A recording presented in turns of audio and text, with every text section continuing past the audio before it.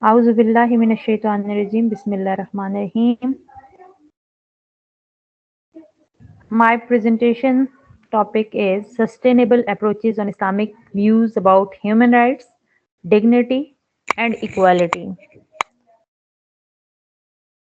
In contemporary global society, the concept of human rights, dignity, and equality are essential pillars that uphold justice and social harmony.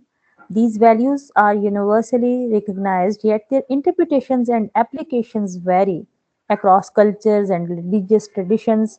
Islam, as one of the world's major religions, offers a comprehensive framework on human rights, dignity, equality, grounded on ethical and spiritual principles.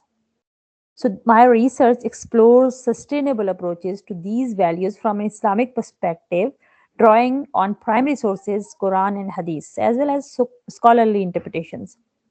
The objective is to highlight how Islamic teachings can contribute to modern human rights discourse while promoting justice and social equality. First of all, we come to know about foundation of human rights in Islam. Islamic teachings basically emphasize sanctity of human life.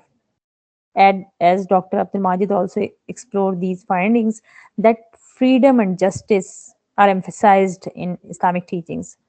The Quran explicitly recognizes the dignity and rights of all human beings, regardless of race, gender, social status. The foundational concept of human rights in Islam is rooted in the belief that all humans are created by Allah subhanahu wa ta'ala and are therefore entitled to certain inalienable rights. Like Quran states, indeed, we have honored the children of Adam. So it emphasizes the inherent human dignity. This verse highlights that dignity is a God given right, not contingent on social status, wealth, or power. Moreover, the Prophet ﷺ emphasized justice and compassion, rahmah, as a fundamental social value, reinforcing the idea that human rights must be upheld with fairness and empathy. Islamic law recognized or categorized human rights into five essential protections known as Maqasid al Sharia, that are the objectives of Islamic law, which include protection of life, religion, intellect, lineage, and property. These objectives align closely with modern human rights principles, showcasing Islam's comprehensive approach to safeguarding individual freedom and social justice. Then we come towards human dignity in Islam. Like human rights, the dignity is the main concept, and the concept of human dignity is deeply embedded in Islamic teachings. It is considered an intrinsic value bestowed by Allah subhanahu wa ta'ala upon all humans, irrespective of their social or economic status. This inherent dignity calls for respect, compassion, and justice towards every individual. So the Quranic verse, O mankind, we created you from a single pair of a male and a female and made you into nations and tribes that you may know each other, underscores the importance of mutual respect and understanding among diverse communities. So this verse emphasizes equality and the absence of superiority based on race, ethnicity, or lineage, promoting a vision of universal human dignity. Then we come towards that Islam also emphasizes ethical treatment in social interactions.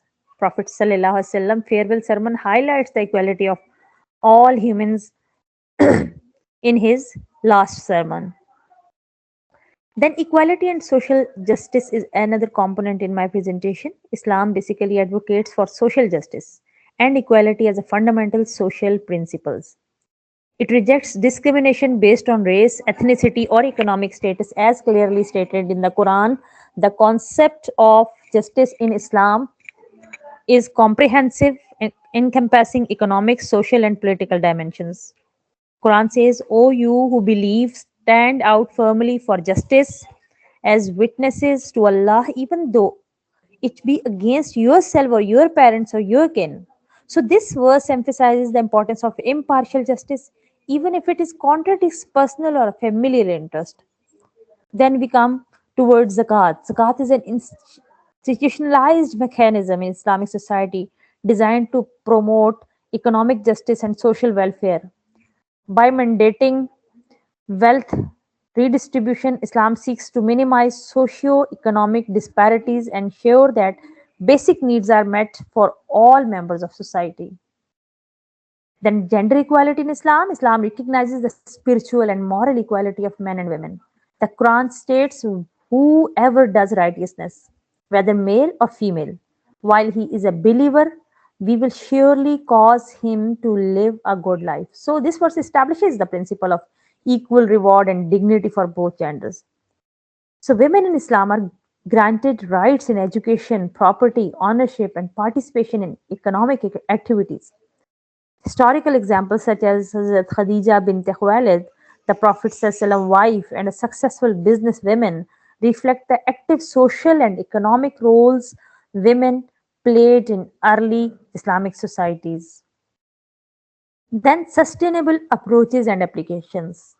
To promote human rights sustainability, Islamic teachings encourage inclusive policies and ethical practices. This include community education on justice and dignity, interfaith dialogue, and collaborative human rights advocacy. As we are gathered in this conference, this is a collaboration. Universities and the scholars, they are collaborating with each other to advocate this right or these rights. So these approaches ensure that ethical values are preserved while adapting to contemporary social challenges. Finally, Islam offers a holistic framework for human rights, dignity, equality, grounded in divine revelation and ethical principles. So it emphasizes on justice, compassion, and social responsibility, provides a sustainable approach to contemporary human rights challenges. By embracing these principles, Islamic societies can contribute significantly to global human rights discourses while preserving cultural and religious values. Thank you very much.